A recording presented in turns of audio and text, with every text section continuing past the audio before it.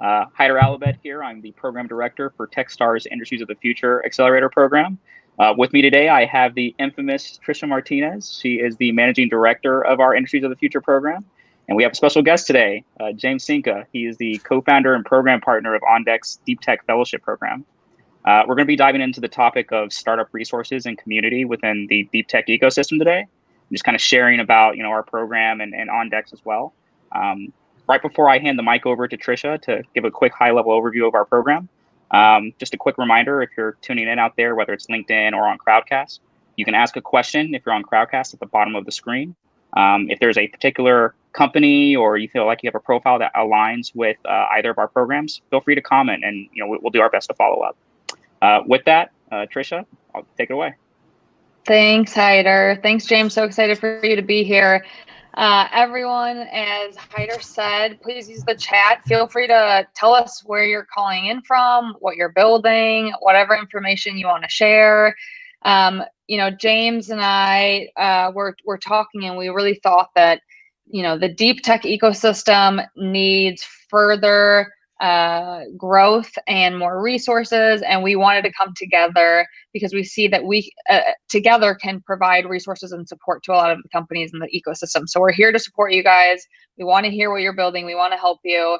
Today we're going to share about what Techstars is doing on the deep tech side and what OnDeck is doing on the deep tech side. So just a quick background of myself for those of you who have not joined one of these AMAs. I am Tricia Martinez, the Managing Director for Techstars Industries of the Future Accelerator.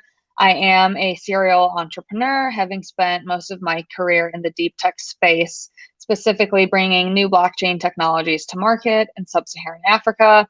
I am actually an alum of Techstars. I participated in the Barclays London program in 2016. So I am a huge proponent of Give First, supporting founders, accelerator programs, fellowships, all those things where you can access resources and get the tools you need to build and scale your business. After I exited my company, I went to the federal government where I served as a White House Presidential Innovation Fellow at the Department of Energy, working with our 17 national laboratories on commercialization efforts within the AI and climate change space.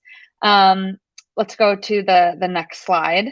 So I wanted to briefly touch up on what this Industries of the Future program is. It is the first year for this program at Techstars, and I'm extremely, extremely excited because it is very much about deep tech. So for startups building novel breakthrough technologies that can change the world, we're looking for founders, technologists, scientists who are crazy, crazy passionate about building and solving really big global problems. And what's super exciting about our program is that we have 3 hands-on partners. Oak Ridge National Laboratory is the largest science and energy national lab in the Department of Energy system. They have the world's top supercomputers. Their scientific programs focus on materials, neutron science, energy, high-performance computing, systems biology, national security, and the list could go on. We also have Tennessee Valley Authority, which is a federally owned electric utility corporation that services Tennessee, Alabama, Mississippi, Kentucky, Georgia, North Carolina, and Virginia. They are the largest public power supplier in the country. And last but not least, the University of Tennessee, which is one of the biggest public research universities in the country. They have 30,000 students from all over the US and over 100 foreign countries. As you can see, these 3 partners have unlimited assets and resources when it comes to science and deep technology. So the fact that they were able to come together, partner up on this initiative, tells you a lot about how hungry they are and wanting to support startups in this ecosystem. And some key focus areas for us that we're really trying to dig deeper on for this first year's cohort includes artificial intelligence, quantum, clean tech, biotech, advanced manufacturing, 5G, IoT, robotics, space tech, a number of different areas. So if you're building things from carbon capture to drug discovery or robotics process automation, we want to speak with you. Please reach out to us. And some key dates and details, just so everyone knows, we are approaching our application deadline. It will close in October 6th, so I think that's less than 2 weeks or something like that. Our program runs, as of now, in person in Knoxville, Tennessee. That is where the 3 partners are. We want you, as a scientist or technologist or founder, to have access to the facilities. It is really night and day when it comes to participating in person versus virtually. So we really want to see our founders in Tennessee between January 26th through April 21st. Mainly, if you're also interested in connecting, which is extremely, extremely important, we want to talk to you before the applications close. It is in your best interest to reach out to us. So please reach out to our program team, myself or Hyder, or sign up for our office hours. Hyder will share a link. And, as I have been saying before, we believe at Techstars in the mentality of founders first. I am an entrepreneur and I am now an investor. I really like working with founders because I know how hard it is. I've been through what you've gone through. This is the hardest part of your life. Most people of your friends and family in your network do not understand how hard it is. And so going through a program like Techstars enables you to work alongside other individuals who are dealing with the same ups and downs and the struggles. And it's my job as the managing director to support you through those hardships. So please reach out to us. We want you to get in touch as soon as possible so we can learn about what you are doing. And with that, I want to hand it over quickly to James so he can chat a little bit about the new and very exciting OnDeck Deeptech Fellowship Program. And after that, we will talk about how we can work together and answer questions from the audience. Awesome. Thank you, Tricia. My background is not nearly as impressive as yours, so forgive me. My background is in chemistry and materials engineering. I've got 2 startups under my belt. The first one, we were 3D printing solar panels, and the second one was in the bioextraction space. The first one was not venture backable because of the economics of solar, and so I'm excited to see more novel climate technology companies come to the stage that are actually able to pull carbon out of the atmosphere profitably. And then the second one we bought through Y Combinator, started off in the coffee extraction space, transitioned over to cannabis, happened to be a very profitable industry to be in. And I'm generally very interested in how we can help move forward all of these synthetic grown lab meat companies, along with CRISPR modified algae and yeast startups to actually create some of these novel therapeutics and pull them out of the plants. So I ultimately ended up leaving that company because I thought the best thing for me to do would be to take my experience going from scientist to startup founder twice and actually share that spark, share that energy with the next generation of founders. So me and my program partner, Abhijit, have decided to join OnDeck and start the Deeptech Fellowship at OnDeck. So OnDeck as a company has been running for a few years now, and we like to consider ourselves a network of networks. And at OnDeck, we're building a continuous community for scientists, for engineers, for researchers to figure out how they can take what they've developed and actually bring it to the next stage.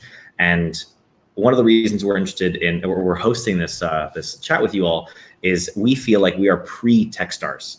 So the folks in this chat that maybe are like not exactly sure how they're going to get to the next stage, that's where we specialize here at OnDeck. It's for the very early, very exploratory. You might have a few data points of what's going on in your lab. Maybe you've been working on a thesis and you think that, hey, there could be an axis of commercialization. With my experience, Abhijit's experience, and the community as a whole, we want to help you figure out what are the opportunities to find a market opening to bring your technology and bring it to market. We're currently supporting 6 different sectors. We have machine learning, life sciences, energy, space, hardware-enabled platforms, and manufacturing. Again, the primary value of OnDeck is the community. We believe in a community where people want to offer a hand to individuals who are also themselves looking to give back And so it's through this co-learning opportunity where you're in the same room with folks who are just as motivated and just ambitious, and they want to figure it out for themselves. They'll share with their humility what they're going through and what their approach is. And then myself, Abhijit, and the other team members at OnDeck will have one-on-one group office hours to try and inject maybe some of what we've learned into founders or soon-to-be founders to help them find their way. Unlike Techstars, OnDeck is fully distributed. It's fully online. We wanted to make sure that the program was something that folks anywhere in the world could learn how to do. We believe that there's technology opportunities everywhere for folks to get to a stage where they are decidedly ready to found a company. And so we know that talent is practically evenly distributed, and we wanted to engage as much of that as possible, so that way that talent can then apply to accelerators like Techstars and bring their IP, bring their ambition to the US and actually work with these national labs to get it off the ground and help humanity, frankly. OnDeck, we're taking applications for our first cohort until October 2nd.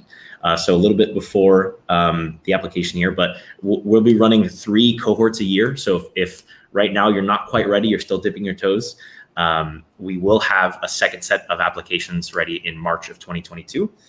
And yeah, looking forward to hearing what kind of questions you all have and to seeing how Tricia, myself, the OnDeck community, the Techstars community, and really scientists and engineers broadly can help bring your brilliant ideas to the limelight. So that way they can actually make a real world impact, because we have more problems that need solving than we do people working on them. And it's my belief that if we enable those people to solve these problems, the world will be a better place for everyone. Woo, I totally agree. That's what we believe in. Haider and I are very passionate about solving big problems, changing the world. We get to meet the most incredible scientists, technologists, and founders every day. And I see the need to build out more and more resources and support for these individuals, because deep tech is still a growing market. There's not enough investors or programs supporting a lot of these entrepreneurs. First of all, really impressive background. Some crazy startups you've built. So I don't know what you were saying about that, but did you say you went from you had a coffee that pivoted to a marijuana company? Yes. Because this just sounds crazy, and that is a massive pivot. So I'm really curious about how that happened. Sure. So I have an addiction to coffee. It is absolutely one of my favorite beverages of all time. And if you look at the coffee industry as a whole, there's a bit of a monoculture in the coffee that is being grown in the coffee belt. And that monoculture is being threatened by a disease called leaf rust. And upon learning about that, I thought, well, I don't want my favorite beverage to be threatened. And if you look at the history of bananas, they, through the monoculture, have also been attacked. There was the Gros Michael banana we used to have before we cultivated the new modern banana you see at grocery stores. And it went extinct because of a predatory disease. And so I saw this disease, leaf rust, by the way, is enabled by very hot, humid climates. And through the acceleration of climate change, we're seeing more and more areas become hotter and more humid, again, along the coffee belt and along the equator in the world. And so I thought, well, what can I do to help? I was kind of like a side project of trying to make better and better coffee. You know, as a chemist in my free time, every time you make a cup, you can just think, okay, what equation here can I tweak? What lever can I tweak? Maybe the temperature, maybe the grind size, so on and so forth. And so it became a bit of a passion project. And when I realized, well, actually, there's a limiting factor here, which is the future viability of the coffee plant, I thought increasing the extraction yield is really, really important. So we developed a technology to make. Have either one of the two of you had cold brew coffee? Yeah. Yeah. Okay. So where do you think we're from? Okay. All right. Good point. Cold brew is a really delicious cup for those who haven't had it, because the heat that normally helps to increase the extraction yield of the water, of the caffeine and the other caffeinoids in coffee, is exchanged for cold water, and so that extraction yield is lower, but because you have less heat, you have the proteins and the flavors in coffee. They're not denatured. They're not volatilized by the high energy of hot water. So you're actually able to keep more of those around, and you have a lower energy threshold for oxidation to happen and to create some of the, sour, more acidic flavors you get in a hot cup of coffee. But again, because you're using cold water, your extraction efficiency is lower. So we developed a device to improve the extraction yield of cold brew coffee to make the same rich tasting, really nice, no acidity, no bitterness in 30 minutes instead of 24 hours. And so we were selling this product at our farmer's market, and it wasn't until we found someone who was selling hemp at the farmer's market, and we thought, doesn't hemp have CBD in it? So we thought, well, why don't we do some CBD extraction? And we had a coffee, and then we entered with a CBD lemonade, and it 10x outsold the coffee. So it was kind of clear that the market wanted what the market wanted. Absolutely. Yeah. Very cool. Well, maybe we'll have to try some of your samples. At a future networking event. Yeah, let's do it. Very cool. So just a reminder, everyone feel free to use the Ask a Question tool on the page. Send us your questions. I'm going to jump into a few questions, but I think everyone wants to learn maybe a little bit about the difference between Techstars and OnDeck. So James, I explained a little bit about how Techstars runs. We're an accelerator. It's the 3-month rapid acceleration program where we surround startups with tons of resources, expertise, and help them tear down their business and build it back up. So what is the OnDeck Fellowship? What does it look like? How long is it? If I'm a really early stage company or entrepreneur that wants access to deep tech resources, like what do I get in participating? Definitely. So what I like about the Techstars model is it's very, very hands-on. And it's very much like you all get down into the dirty nitty-gritty business. Like you said, you break it down and then build it back up. And that is a very time-consuming experience for founders. So it only makes sense if you're going completely full-time on this business, right? If you've been working on the business for 40, hopefully 80 hours. that's really what it takes from the founder perspective. Whereas with OnDeck, the way we built it was so that way people could fit in all the value of OnDeck within an already existing busy schedule. So the OnDeck Fellowship requires only 2 to 3 hours a week for participants to get the full value of the OnDeck experience. Because what we do is we set up, first, if you were to join OnDeck, we'd have to ask you to fill out a profile about your background, right? So in your case, Tricia, it would be blockchain-based technologies. And then what kinds of things you can offer to the cohort, right? So this is a very community-driven, we invite people that like to give to the community and then also take, but primarily in the service or the spirit of service. So you would be able to offer, let's say, perspectives for companies that wanted to figure out in which realm does tokenization or blockchain technology make sense for what I'm doing. As an example, in the cannabis space, because of the really tight legislation around track and trace, it turns out crypto is actually a pretty good technology to use. So you can keep track of every single plant and every bit of this legal material that's going around. And then you would also make a request of the community and say, what kinds of things are you looking for? And in your case, it might be, well, I'm a really great crypto engineer or a really great blockchain engineer, but I don't have much go-to-market experience, or I don't know how I can apply my zone of genius into a place where someone is pursuing something that could be useful. So we take these profiles and we make one-on-one introductions with people who match your background and who match your ask and your needs.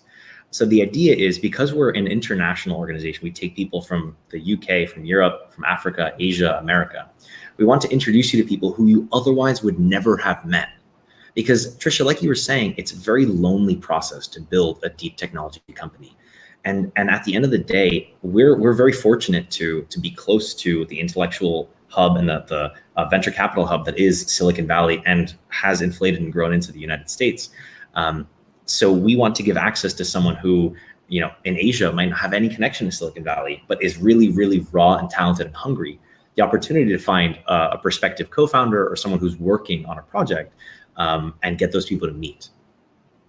So in the first 4 weeks, we do those one-on-one introduction sessions, and then also high-level speaker sessions. So we bring in experts in their industry to talk about things. So we have like Seth Bannon from 50 Years, venture capital firm, talking about general optimism in deep technology. As you guys know, we're seeing more VC dollars flow into deep tech than ever before.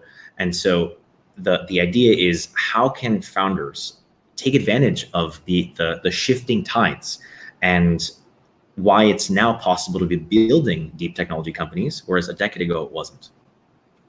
Another example is Dalian Asparov, he is the co-founder of Varda Space and also a venture capitalist at Founders Fund. And so he's talking about what other infrastructure needs to be built in the space industry. So opportunities, because he's been working in that space a long time, but then also how he thinks and how a firm like Founders Fund thinks about what deep tech companies need to bring to the table to be fundable at that stage. And at the end of the day, if you have a roadmap, if you can kind of understand like, hey, here's the bar and here's where I'm at, and someone can paint you milestones to get there, that's extremely motivating for a founder to say, I think I can hit those milestones. Or to be honest with themselves and say, like, maybe I need to try something else. So very first 4 weeks, high level speaker session, and then those one-on-one introductions, like I was saying. In the next 8 weeks, we focus on taking these folks and breaking them out into mastermind groups of 5 to 15 individuals who are in the same sector or at the same lifestyle in their company journey. So again, you can imagine us putting into place everyone that's in the space industry together, because if you're at the very early stages and you're trying to think through your space idea, maybe you're trying to do a new type of rocket booster, or maybe you're trying to collect orbital debris from space and kind of bring it back down to Earth, and so to keep it from destroying satellites. You would have more firepower and empathy from other people that are in the same industry to kind of go around the room and share your ideas and share, hey, I talked to Lockheed Martin, and it turns out they're already working on this. So like, don't tell them anything that you don't want to be out public, because they're a competitor potentially, right? Or on the other hand, maybe someone has a really great piece of IP that they just need other people who maybe have had experience in the space industry that want to get involved. So we have these mastermind groups that meet every 1 to 2 weeks, depending on people's schedules, and alongside very niche focused speaker sessions. So this would be how to think about managing or building an IP portfolio, which is something that's essential in the deep, for some companies in deep tech, not all of them. So like biotechnology, absolutely essential. Some companies can get acquired simply because of what their IP portfolio looks like. They might be in phase 2 of clinical trials. They don't really have, true data yet, but that's enough for a liquidity event, for an acquisition. On the other hand, if you're working on something in artificial intelligence, maybe it's not so useful. Or even in space, maybe that's not so useful, because at the end of the day, no one's going to take your rocket that's flying out and kind of like deconstruct it. So maybe filing a patent might be to your detriment. Someone can reverse engineer what you're working on. So that's an example. Another one is like what to think about when you're looking for a co-founder. Right. So try to go through some kind of practices of a difficult struggle that you might face with that person. Talk about like equity upfront, expectations upfront, right? Because those are the kind of conversations that you don't want to be having 12 months into an engagement with someone that all of a sudden y'all don't see eye to eye, and it just you risk burning that bridge. So very niche office hour sections and speaker sections. And then in the last 4 weeks, we encourage people to leave the nest.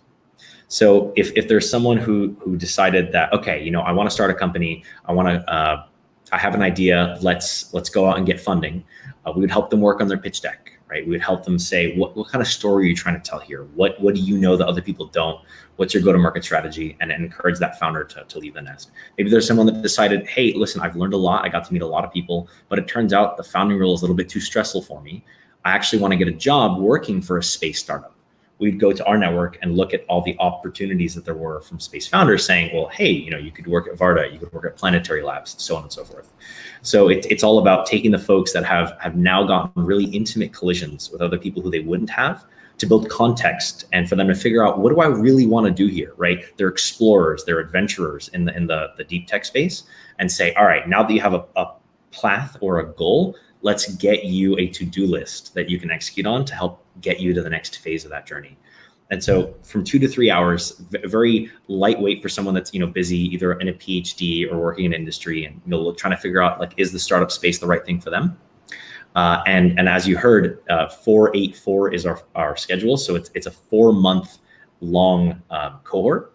Then we take a 2-week break, and then we bring on the next 4 months. So we anticipate having 120 to 150 people at once.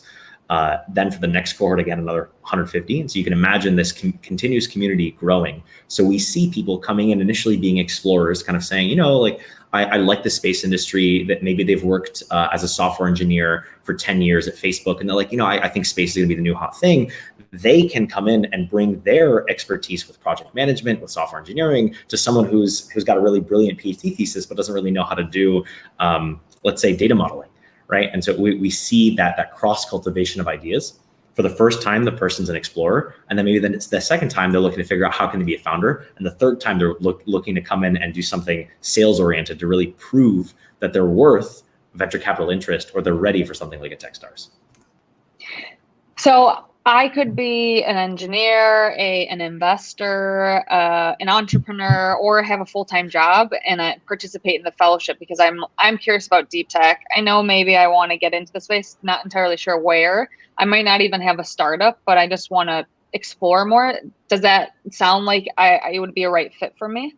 That's exactly right. So the only thing I want to correct you there on is we don't allow investors in our fellowship right now, because we want to maintain a very intimate space for founders to share what kind of struggles they're working on.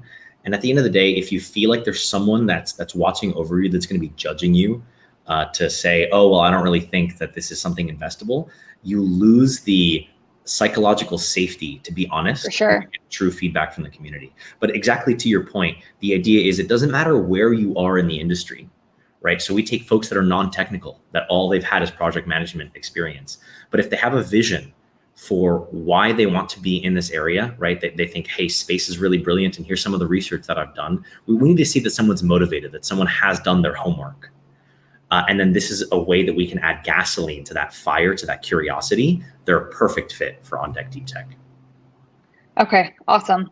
We did get a question about whether the fellowship is only for one person or could it be for an entire team? So if you already have a startup, could your whole team sign up and get access to the ecosystem, or does everyone have to?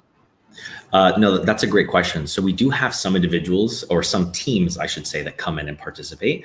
Other folks decide they're just going to put one person in charge and kind of do a divide and conquer. It really depends on the stage of your company. So let me paint that a little bit more for the person asking the question.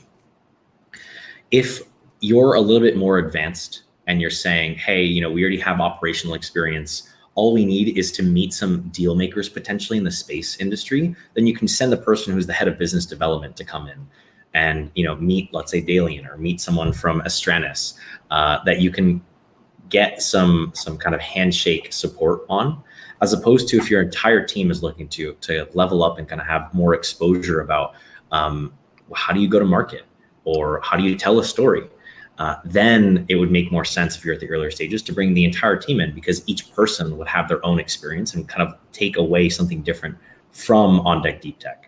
So we've built the program in a way to cater to folks that are at various different stages. Like I mentioned earlier, you come in at very early, you don't even have an idea quite yet. And then the next time around, you're a founder. And then the third time around, you're trying to really boost your sales and fundraise. So if you feel like basically what you're doing, then only one person needs to partake. But if you all are kind of on that exploratory journey, then it makes sense to bring the entire team on board. And when you say the first time around you're doing this, and the second time, are you implying that people would participate in the fellowship multiple times? Exactly. So the model behind OnDeck is we charge $3,000 for a year-long membership, and we have scholarships available for folks that's too expensive for. Right, seeing that we are working internationally, right? There are people in India, there are people in Asia. If you look at the conversion rates of $3K US dollars to local rupees, a lot of people can't afford that, right? So we make room for the individuals who aren't fortunate enough to be able to afford that sticker price. But we charge something like that because it makes sure that folks are taking it seriously. It increases the concentration of the signal versus the noise. And for folks that are maybe they've been working at, like I mentioned, Facebook for 10 years. To those folks, $3,000 means absolutely nothing. So when you join OnDeck, when you're paying for this membership, you have access to the continual community that grows, and you'll have access to 3 cohorts. So we anticipate that the first time you come through, you'll have one experience, and the next time you come through, you'll have a secondary experience. We built it in such a way that, again, you only need to do 2 to 3 hours a week. But if you wanted to, if you were really hungry, you could probably show up and do 20 hours of activity, of networking, of speaker sessions, of going to several group office hours, becoming part of several mastermind groups. We just know that folks who are currently grinding, who are figuring out what they want to do, probably already have a job or probably already have a hustle. And we wanted to build the program in such a way that you could get the majority of the value in just 2 hours. Okay. And what about, I guess, applicants? Does everyone get accepted, or, do you end up turning away people, asking them to come back, and apply again? Absolutely. So yeah, we do have an application process where we have, like I mentioned earlier, we're expecting to bring 120 to 150 people onto the fellowship. And so unfortunately, we do have to turn some people away. And typically, a good candidate is someone who has a vision for the thing that they want to be working on. So it's like, listen, I really want to work on space debris, even though I don't really know much about it. I just think that's a really big problem that needs to get solved somehow, and I want to be part of that solution. The folks that we tend to turn away are those that are kind of ambiguous and don't really have a vision for the difference they want to make in the world. So that would be someone that's like, yeah, I just finished my PhD, not sure if I want to do a postdoc, but also like didn't really love my PhD. I'm just trying to meet other scientists who are kind of in this like gray zone, trying to figure out what to do with the next leg of their careers. OnDeck is not the place for you to kind of go through that gray zone of, I'm not really sure what I want to do. It's like, I think I have an idea, and I just need to meet the right people to validate if that idea is the right one. And the other part of it too is it's okay if you change your idea. That's what happens when the rubber meets the road, right? As a scientist, there's been so many hypotheses I've had that when I went to the experimentation, the data showed me a completely different result that you're just like, well, I guess that thing's not actually there. So you have to go back to the drawing board and try again. And we're absolutely, we're down for people to do that. But we just need to see that there is a galvanizing force in that person to try to find results and to iterate and to experiment their way through an idea, a framework that they bring to the table. Okay, cool. I like Marissa's comment. It's something that Haider and I talk about, and James, I think you and I spoke about this, that, one of the biggest frustrations of the STEM space, the startup space, the tech space, is that we're still not seeing a lot of women or minorities. And, as a Mexican woman, I always felt like I was the only one in the room. I'm someone who always wants to push to drive more diversity, equity, and inclusion. I think we're stronger when we are different. When startups are diverse, we build things faster, we solve bigger problems. How do we address this big problem in deep tech, right? It is still a big problem in STEM. So how is OnDeck thinking about it? And we can share a little bit what we're thinking about it with Techstars. Yeah, definitely. So yeah, I'll go first. I'd love to hear about what you all are doing. But the primary way we are focused on including other underrepresented folks is by going against the grain of saying we're going to do just the United States and doing as much as we possibly can to go internationally. And we believe that there are absolutely talented individuals who, given the right resources, given the right network, will fight tooth and nail to bring their ambition to the table. And they're the kinds of folks that I think venture capitalists are going to be very excited to fund, because it's your tenacity, it's your grit, it's your execution that matters more than your idea. And folks in underrepresented areas tend to have that extra grit, that desire to go hard, to prove that they are worthy of sitting at the table. And so we see those individuals as our shining stars, frankly, and the people that deserve to have access to a network, because once we give them that fuel, they will absolutely explode in terms of what they can do. So yeah, it's really, really important as someone who's a first generation American. Both my parents are from Eastern Europe, they're from Romania. To see that we're bringing other folks to the table that weren't born in the U.S., didn't go to Stanford or MIT or Harvard. 100%. I mean, Techstars has the very same approach. We believe that the best entrepreneurs come from every corner of the world. And that's why we do run programs around the world. And we are expanding to support more and more entrepreneurs from every corner. Having built a company in sub-Saharan Africa, I saw the same things that you did, that the hungriest, most driven people are in, emerging markets, places where they don't have these resources, where they have to figure it out themselves. There's serious hustle, determination, and grit, which really excites me. We've been talking to companies.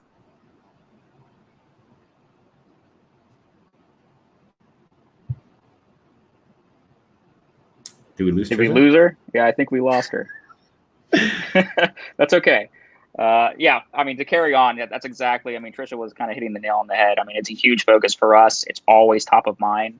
Through our program, that is definitely something that we plan on, even creating a workshop around, is just making folks aware of how important it is, and how it can really give you a competitive advantage in the market by including those diverse mindsets, especially when you're trying to grow.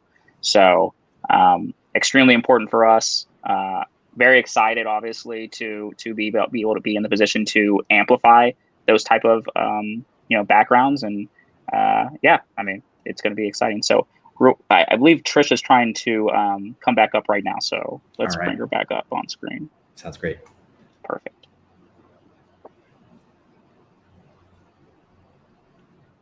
Everyone's screens are freezing. I don't know what's going on. Must be the weird weather. My favorite conversation: diversity, equity, inclusion. Yeah, I think Hyder finished it up. I could hear him talking about it. It's extremely frustrating, I think, especially because it is a heavily dominated male field, especially. So, but it honestly starts at the very early stages of education, right? The government, public education, we need to push more and more people into the STEM fields, which will then drive more people into college and PhD programs, and we'll have these technologists building breakthrough technology in the labs and spinning up businesses. But we have been so happy seeing the diversity in the space. I did not know what to expect as we've been speaking with.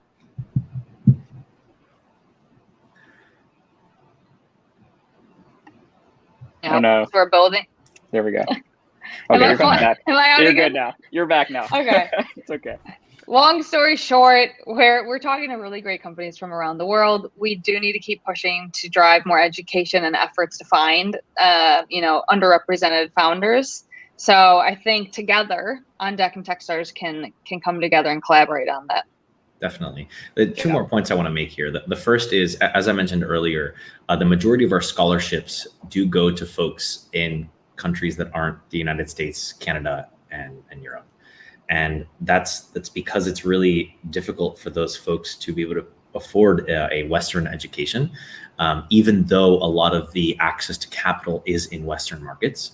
And what I think is amazing is we're seeing more and more venture capitalists and funders see an opportunity to, like you said, capture these emerging markets and actually take advantage of the fact that there haven't been many competitors for delivery products or drones or energy in these underdeveloped markets. And so those are actually great test beds as well, where folks are more tolerant of, let's say, UX iterations, where in the US, a product may not live in the market, where folks are used to everything being as easy to acquire as, let's say, an Uber. Whereas if you're doing something that is truly, life changing, like backup energy or drone delivery of medicines or vaccines, as we see during COVID, folks will jump through a little bit more hoops because they see the value in what's being brought to the table. And that gives the entrepreneur more of an opportunity to go through the learning process without getting like a that we kind of see here sometimes in the Western market. Sounds like you've seen that before. So that was one point. And then the second is I wanted to tell the story of a person that we admitted a scholarship to at OnDeck without revealing her name. She's a Black woman in Africa who worked at Reddit for a while, and then had a family member unfortunately pass away from a preventable disease because he didn't have adequate food or nutrient-rich food. And so her mission is, how can we bring some of the advances in agriculture from the West and bring enhanced foods that have a greater nutrient profile, but can still exist in the harsher growing climates of certain parts of Africa. So that way these folks don't have to be malnourished, and we can actually enable people to stay alive from preventable diseases. And that touched me for several reasons, but I also had that empathy of seeing now that climate change is irrefutably getting worse. Certain parts of the world where food was difficult to grow is only getting worse and worse and worse. Yep. And to see her investing in the resilience of her homeland and to prevent, another death that happened to someone that was close to her, was like, this is the exact kind of person that we want to help figure out how they can take their dream and make it a reality. Awesome. So we have a few questions from the audience that I want to make sure we cover. So James, this one's for you. How is OnDeck useful for founders of post-seed deep tech startups? The program seems more focused on people wanting to join/start startups. That's exactly right. And to be honest with you, we're not. We help. Our goal is to get people to a seed round. And at that point, you have basically all of the firepower, all of the things that we can teach you in your hands already. So if you've achieved a seed round, congratulations. You're ahead of many, many deep tech startups, and keep executing. I hope you get to that Series A and then IPO. Awesome. And then another question is, I'm not sure who this applies to, but we can both answer. When do your applications open? What is the next deadline? Sure. So for OnDeck. Yeah, for OnDeck applications, we're doing them, accepting them on a rolling basis. Last day to apply is October 2nd, and then the kickoff date is October 16th. So in order for us to get back to you, please apply relatively soon. We only have 2 weeks, like you said, until applications are closed. And then kickoff date will be when you start meeting the other folks that you never knew you needed to meet. And for the Techstars Industries of the Future program, our applications are currently open. They close October 6th. We do not have rolling applications, so you must apply during that time frame. We will be running program one time a year from January through April. The next cohort 2, will start up again. Applications will open, I don't even know, June, July, something like that, starting next year. So if you're interested in participating in January this year, please reach out to us and apply now for our program. Tricia, do you all do 2 cohorts a year? Am I understanding that correctly? We do 1 a year. Some programs, so some Techstars programs have more. We do 10 portfolio companies per year. Some programs are doing 12 companies per cohort. Some managing directors are running 2 programs a year, like 2 different programs. So Techstars is experimenting with a few different models to see how we can best support founders and reach more founders, because we really want to start scaling and provide more accelerators to more companies and founders around the world. Definitely. Can you talk to me about the desire to work with, if I understand correctly, just 10 companies? Because that's a very different approach than what OnDeck is doing, where we're more about co-learning and putting as many people in business as we possibly can. Seeing that, so it's lighter weight, larger volume, where it sounds like Techstars is way more hands-on. Could you talk about the decision there?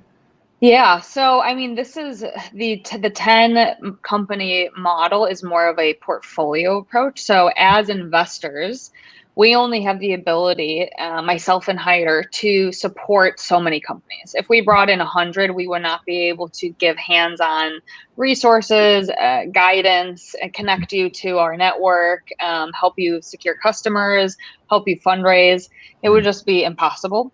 So the approach of 10 companies for 3 months, once a year, is a really good model in that we have the ability to really invest almost as like a partner to you or an employee. We're there for you and with you through the duration of your company. There's a saying, Techstars for life. So once you get into Techstars, you have access to everything Techstars forever, and you are working with myself and Hyder for the duration of that company. And there's another idea that, we are investing. So we have equity in your company. We have skin in the game, which really means it's in our interest to make sure you are successful, which I think is really important. It's also how you mentioned that, you charge a $3,000 fee to participate. There's the psychology behind, right, of charging a fee and investing, that again, incentives are aligned for us. We want to make sure that you're successful, because when you're successful, we are successful. So it's important that we have that model. But for sure. More than 10 companies, more than 15 companies, could end up being more difficult. We would have to grow a bigger team, which we can. But to launch our Industries of the Future program, we're starting with 10 a year. Definitely. I just wanted to add on that to say, I think that the equity model allows you to do different things than we have on the side of more of a collegiate admissions style model. And I don't think either one of them are wrong. I think that they serve two different types of customers. Yeah, absolutely. Absolutely. And at different stages. I agree. Totally. So another question we got was, what does a day in the Techstars Deeptech Accelerator look like? Does it involve access to a wet lab? If that is, what is needed to work on their products? So that's a great question. This program is very different than a traditional Techstars program. For Techstars, we often look at software-enabled companies, focus a lot on the B2C space. But for this Deeptech program, it is B2B, B2G. And with access to those partners, it really will change the experience for the company. So with Oak Ridge National Lab, with the University of Tennessee, with Tennessee Valley Authority, you have the potential to engage at a very deep level with them. If you need access to facilities, the National Lab is the biggest lab in the country. They have the most incredible campus with the biggest supercomputer, a manufacturing demonstration facility, in there is 3D printers galore, robotics, everything you can imagine. So if you need wet lab space or whatever that looks like, we will make sure that you have that during the program. And again, that's why there is value in being in person. Techstars does have some virtual programs, but as a hard tech company, when you're building things in a lab, there's value in being in person and having access to our partners. So you do get access to those things. And a day in the life of a Techstars Deeptech Accelerator will consist of sitting down with mentors, talking about giving an elevator pitch and talking about what you're building. It will involve some workshops. How do you create a value proposition for your science product? That's one of the hardest things. Customer discovery. Who are your customers? How are you pricing this technology?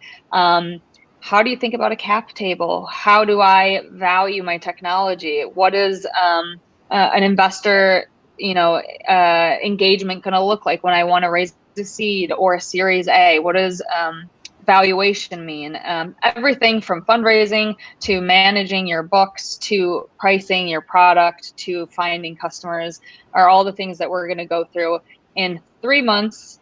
So be prepared to work for 24 hours a day. You will be tired, but I promise you it's going to be a lot of fun. There might not be marijuana, coffee, but we'll probably have beer and pizza.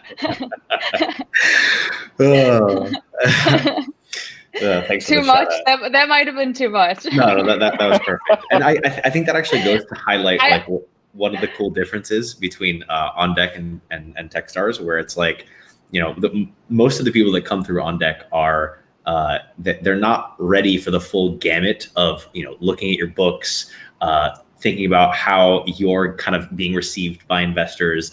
They're still kind of in the exploratory phase. So we give it to people piecemeal, so that way they can see, okay, am I ready to kind of go in this thing full time? And then when they do, we expose them slowly, as opposed to you all saying hey, we're going to take you from A and we're going to bring you all the way to Z. So get ready to hustle. Yeah, exactly. And I don't know what the laws in Tennessee are around going back to that conversation. I don't know what they are. We got to figure that out, Heider. I'll have to look into it.